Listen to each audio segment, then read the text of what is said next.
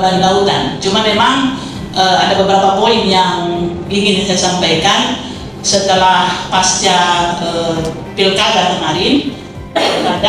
Kita melakukan sebuah evaluasi kemarin yang saya sampaikan itu waktu di Aspam dengan hadir komisioner Bawaslu Kabupaten Kota, dan juga kemarin di Minsel saya banyak diskusi dengan teman-teman Panwascam itu terkait dengan partisipasi.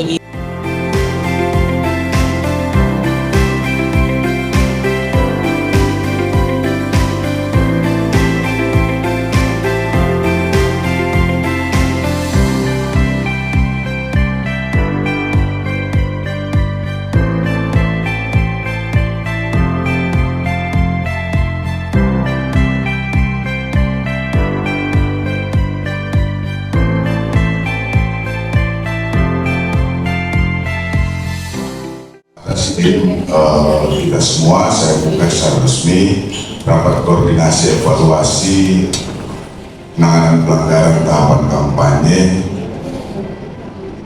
dengan resmi. Kemudian wabillahi taufiq wal hidayah. Wassalamualaikum warahmatullahi wabarakatuh. Oleh Wakil Dekan 1 sekaligus sebagai Ketua Konsorsium Keilmuan Bidang Ilmu Hukum Pak Dr. Mulyadi Nur. Oleh karenanya kita bersama-sama membuka, mudah-mudahan ini memberikan keberkahan untuk kita semua. Kita bisa bersama-sama membuka dengan melafazkan basmalah. Bismillahirrahmanirrahim. Selanjutnya saya persilakan kepada Pak Wadek 1 untuk menyampaikan materinya. Disilakan. Ya, saya kasih tanda ketik ya untuk kita penelitian. Kemudian apa saja sih sebetulnya tantangan yang ada dalam penelitian dengan menggunakan objek penelitian yang basisnya pada penelitian pada putusan hakim itu, serta mengapa harus putusan hakim atau faktor-faktor apa saja yang kemudian menjadi menarik untuk kita mengangkat penelitian atau tulisan kita dengan mendasarkan pada putusan hakim itu, atau mengapa sampai kemudian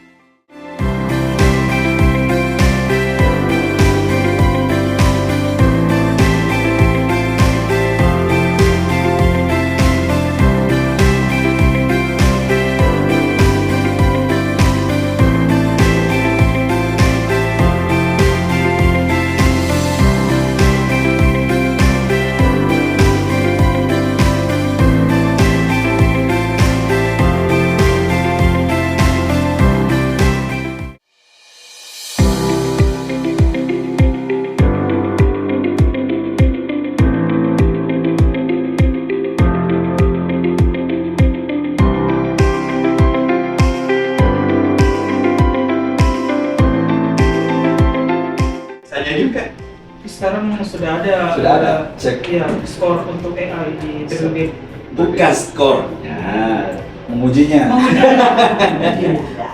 Kan reviewer itu kalau nulis jurnal, ya tulis, ya ini yang perlu diperbaiki. Kalau saya masukin begini, pengalaman saya, teman yang lain mungkin beda. Karena berapa saya bimbing di S2, punya.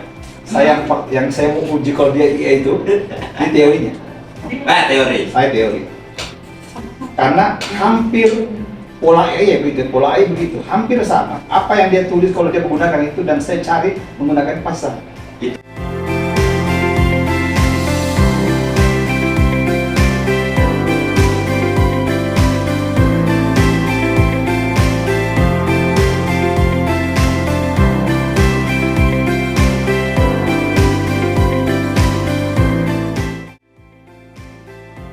Nah, sekarang pertanyaannya, dalam ekonomi syariah mengenai juga belum enggak?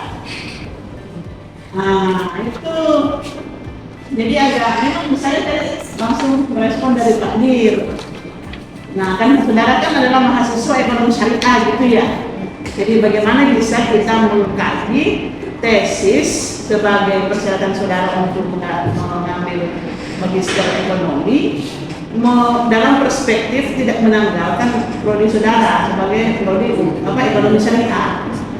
Nah, sebagai seorang pembimbing, saya berusaha untuk memikirkan kali itu kira-kira apa sih ya Jadi tadi sampaikan oleh Pak Fraksi bahwa salah satu prinsip ekonomi syariah itu adalah adanya larangan riba, ya kan? Yang kedua adalah al-adl, perlu adanya keadilan.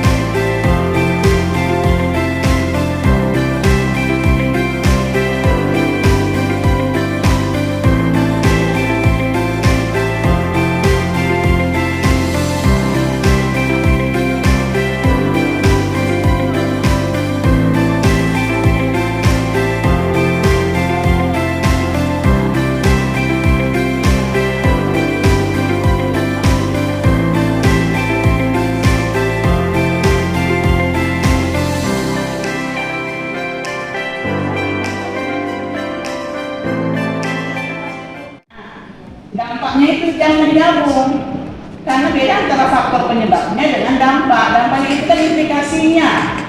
Jadi kalau menurut saya tetap rumusan saya yang ketiga, bahwa apa faktor yang mempengaruhi terjadinya equity market, kemudian dampaknya bagaimana terhadap risiko digital finance, kemudian ketiga faktor bagaimana perspektif ekonomi syariah, dalam hal ini konsep al-adl. Karena kalau kita menggabungkan antara faktor penyebabnya dengan dampaknya, tetap akan menjadi dua permasalahan yang harus dijawab, gitu kan?